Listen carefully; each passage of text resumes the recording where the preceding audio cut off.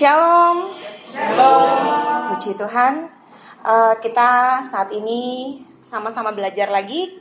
Dan sebelum kita mengawali pelajaran hari ini, mari kita satu dalam doa. Puji Tuhan, kami panjatkan kehadirat-Mu yang kudus ya Allah Bapa. Terima kasih untuk malam ini, terima kasih untuk kesempatan ini Bapa. Saat ini Bapa, kami mau mendengarkan pengajaran-Mu. Biarlah Bapa, kuasa-Mu yang kami dengar, kasih-Mu yang kami dengar, semuanya hanya tentang Yesus saja.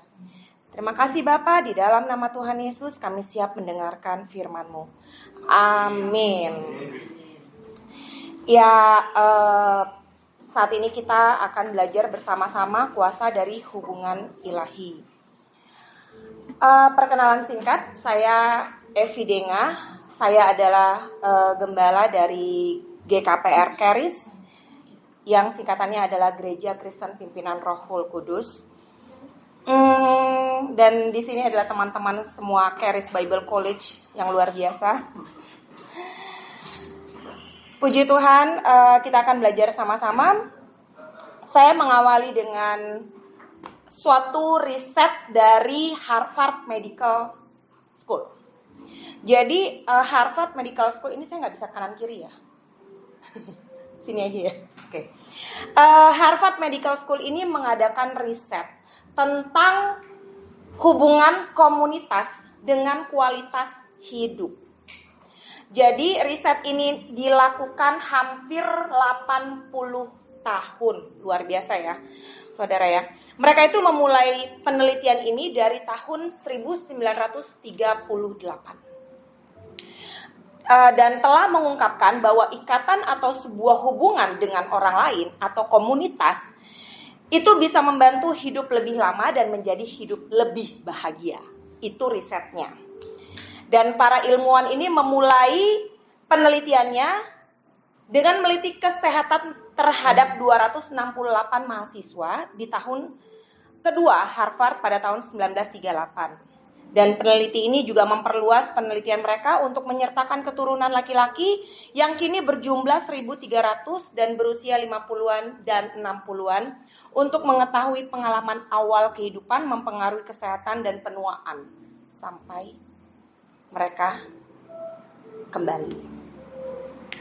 Dan hasilnya mereka memiliki kesimpulan, yaitu bahwa kualitas hubungan yang manusia miliki, yang orang-orang diteliti ini miliki, itu menentukan kualitas kehidupan mereka.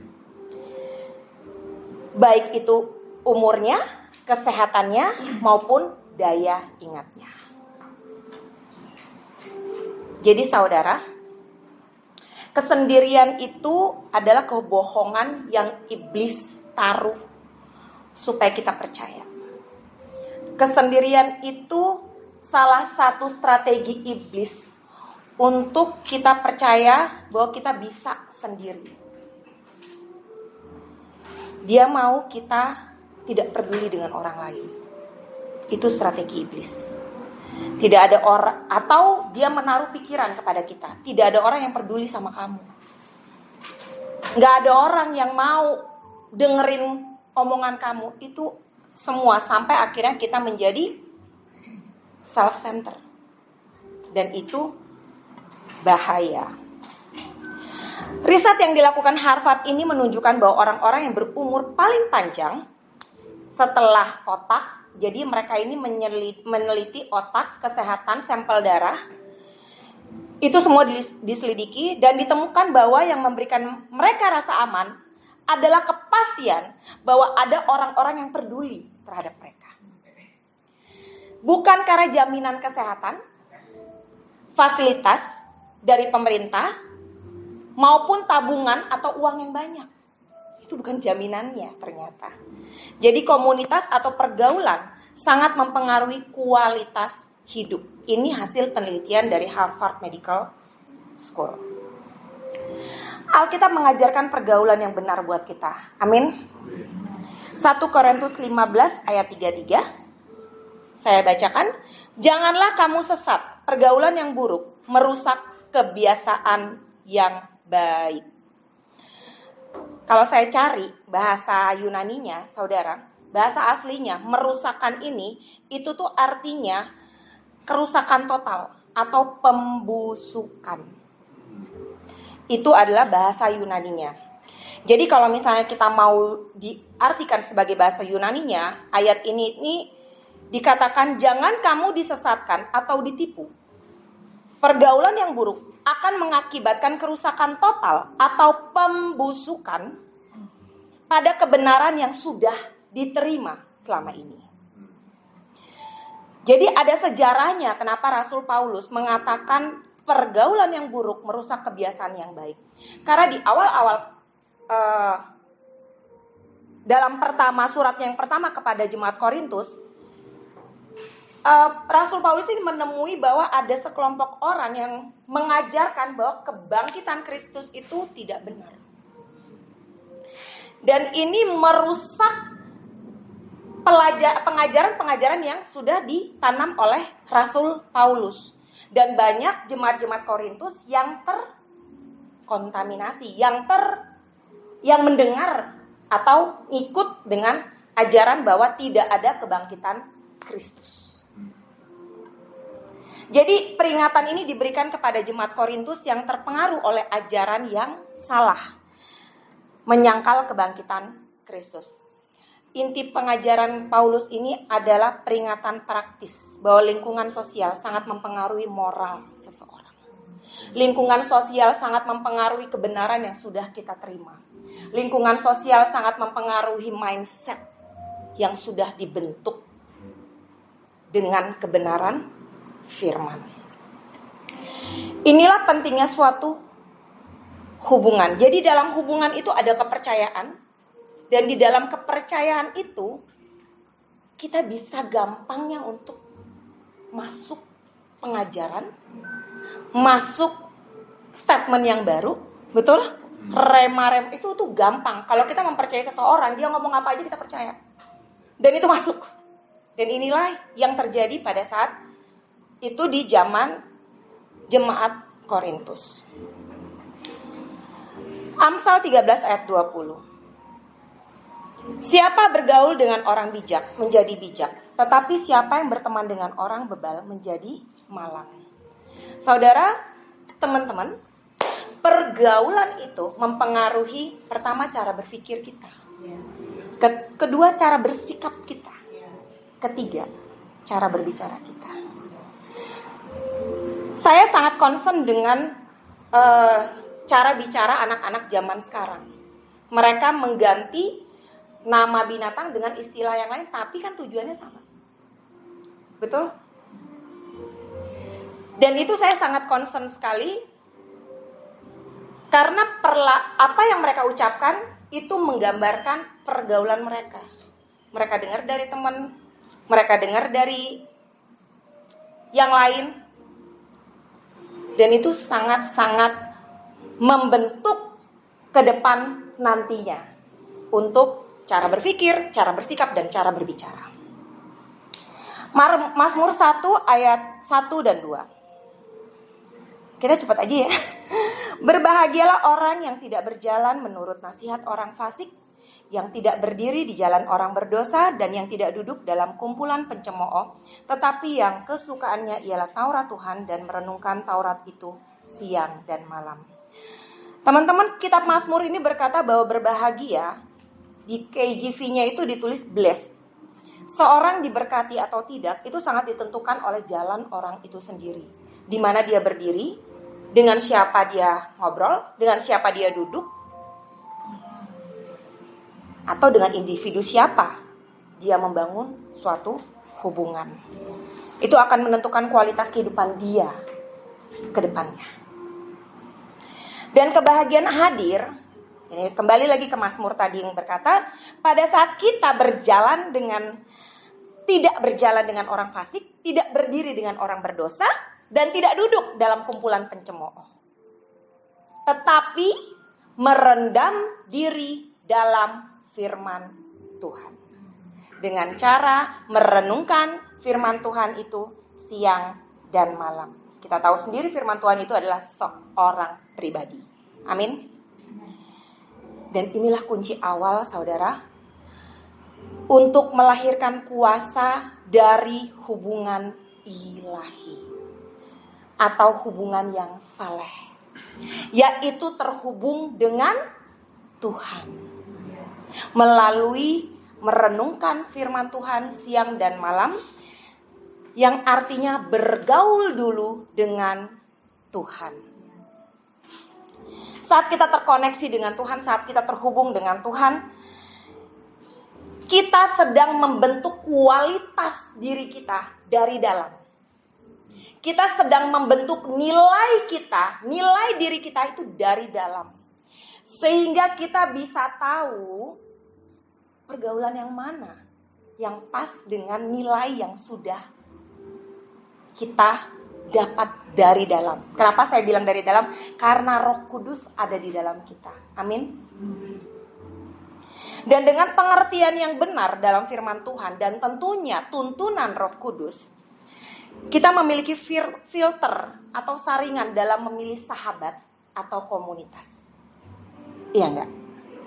Filipi 2 ayat 5.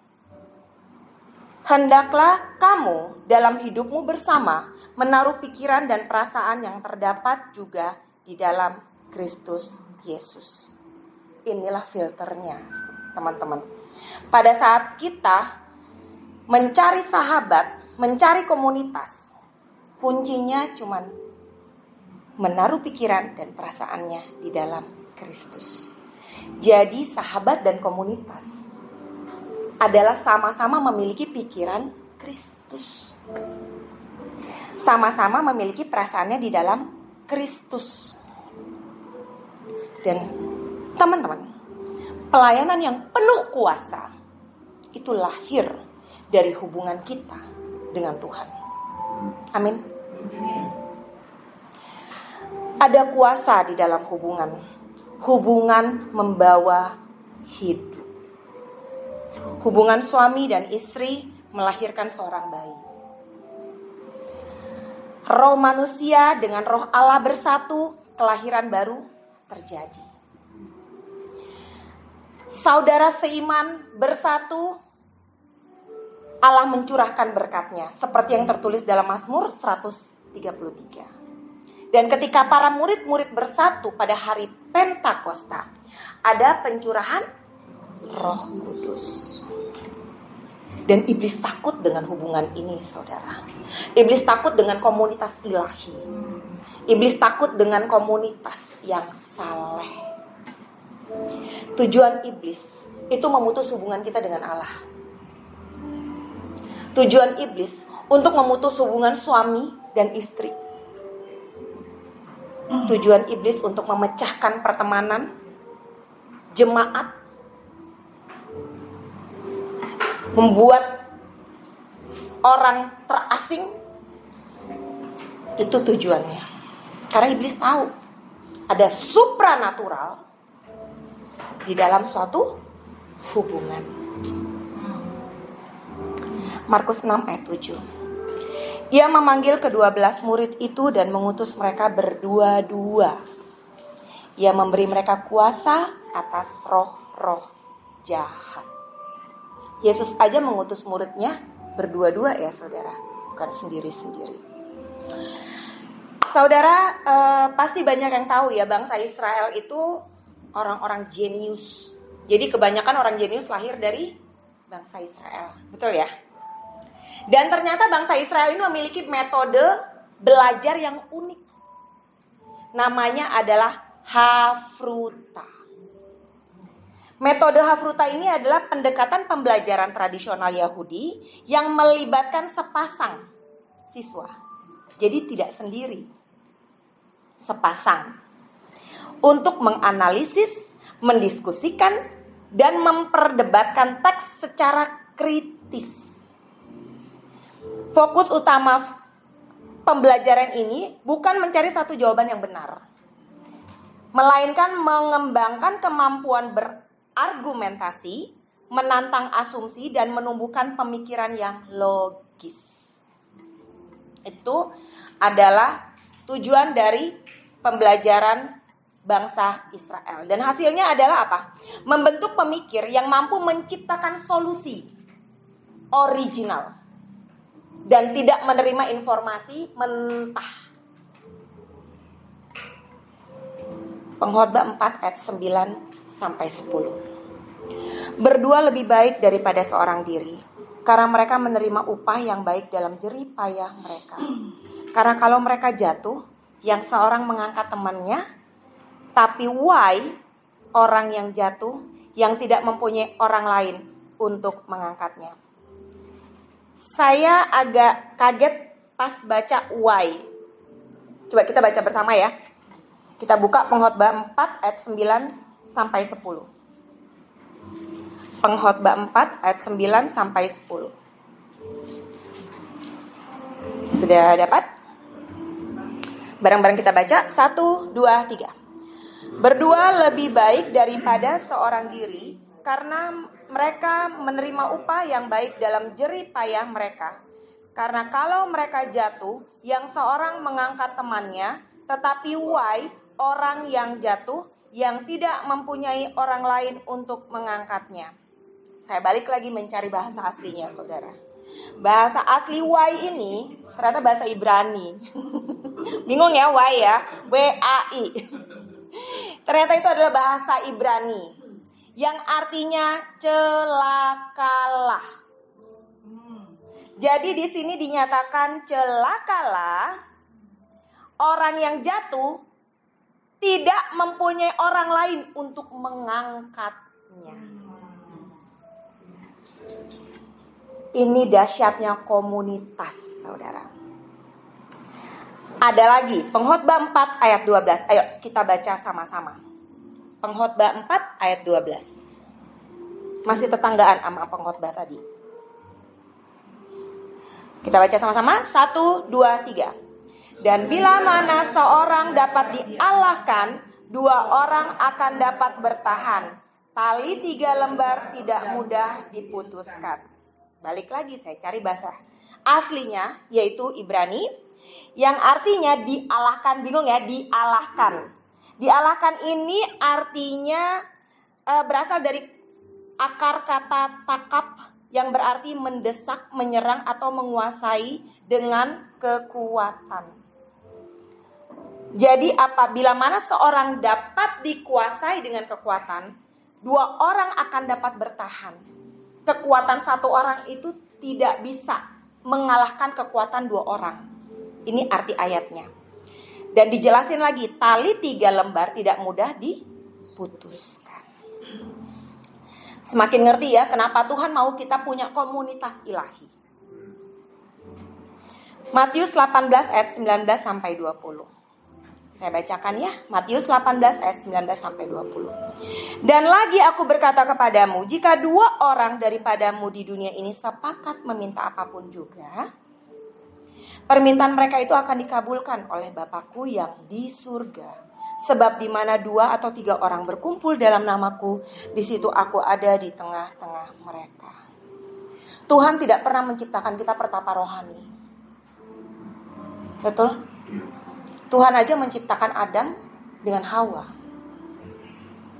Ini bukan hanya berbicara tentang hubungan suami istri, saudara, tapi juga komunitas. Tapi bukan berarti pada saat kita duduk sendiri di kamar, menikmati hadirat Tuhan sendiri di kamar itu salah. Enggak. Tuhan Yesus aja dia menikmati kesendiriannya di Taman Getsemani. Iya enggak? Tapi setelah itu dia kemana? Dia kembali ke komunitasnya. Dia kembali kepada kedua belas muridnya. Ada saatnya kita memiliki hubungan pribadi dengan Tuhan. Tapi tetap kembali kepada komunitas.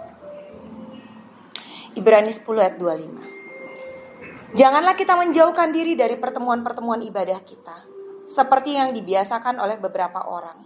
Tetapi marilah kita saling menasehati dan semakin giat melakukannya menjelang hari Tuhan yang mendekat. Saya mencatat 3 poin dalam ayat ini. Yang pertama yaitu saling menguatkan dan saling menasehati. di dalam komunitas rohani adalah tempat kita untuk saling mendukung. Di dalam komunitas rohani adalah tempat kita untuk saling menguatkan. Di dalam komunitas rohani adalah tempat untuk kita saling memberikan nasihat sesuai firman Tuhan. Karena cuman ada di komunitas rohani, komunitas ilahi, yang kita bisa mendengarkan nasihat dari firman Tuhan. Terutama saat kita menghadapi tantangan dan masalah, kita butuh sahabat yang memberikan advice yang sesuai firman. Kita sangat butuh itu.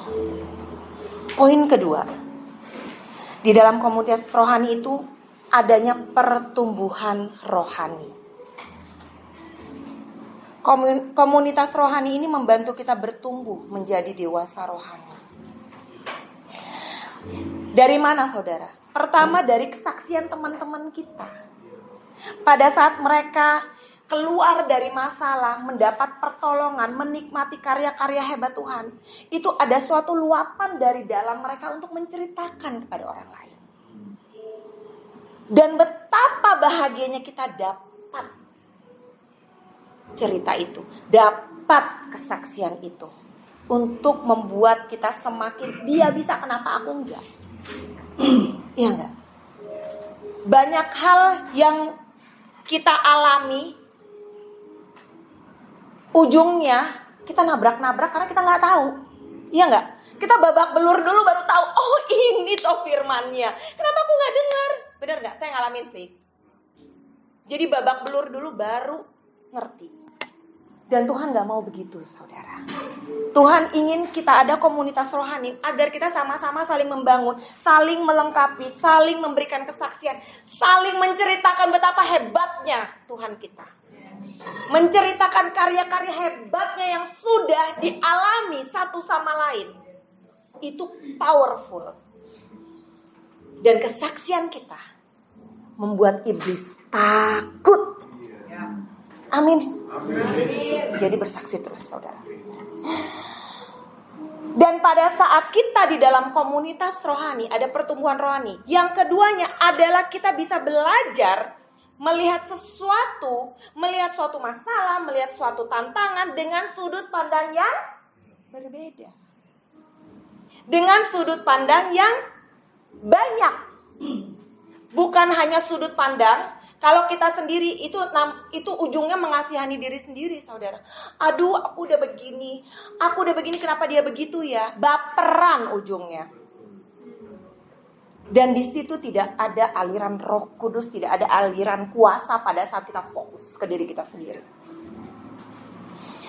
Dibutuhkan teman kita untuk ngingetin, aku dulu ditolong loh sama Tuhan. Aku dulu ngalamin loh karya hebat Tuhan. Ada suatu dorongan dari dalam kita yang pengen, aku juga mau dong Tuhan. Iya enggak? Aku juga pengen dong ngalamin itu dong Tuhan. Saudara, tidak ada anak tiri di dalam Tuhan. Gak ada yang dia beda-bedain. Kita dengan hamba-hamba Tuhan yang di luar sana, yang dipakai luar biasa, itu sama. Sama. Gak ada yang lebih holy, gak ada yang lebih berkuasa, gak ada yang lebih hebat. Kita semua sama. Dari dulu, kalau saya dulu itu suka banget mendengarkan Suzette Hatting, Benny Hinn, dan banyak lagi. Yang saya fokus adalah Tuhan, dia bisa, aku juga pasti bisa. Yang saya fokus adalah itu. Saya tidak fokus dengan pribadi orang itu, tapi saya fokus dengan pribadi siapa di baliknya dia.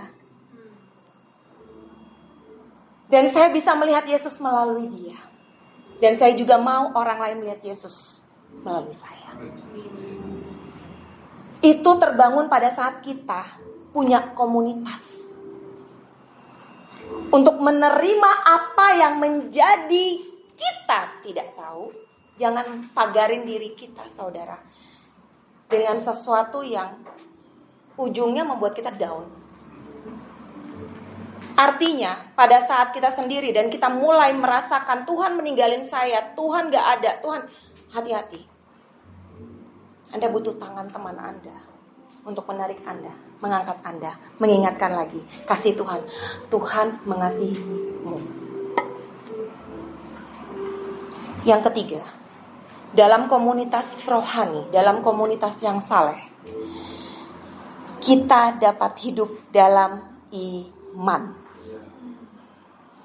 Melalui komunitas rohani, kita dapat menghidupi iman kita secara nyata dan menjadi serupa dan segambar Kristus. Sehingga kita dapat menyikapi kehidupan kita dengan pengenalan yang benar akan firman Tuhan. Menjadikan kita tetap setia, tetap kokoh, berdiri teguh dalam firman, tidak tergoyahkan oleh ajaran palsu. Amin. Kita satu dalam doa. Terima kasih Bapak, terima kasih Tuhan.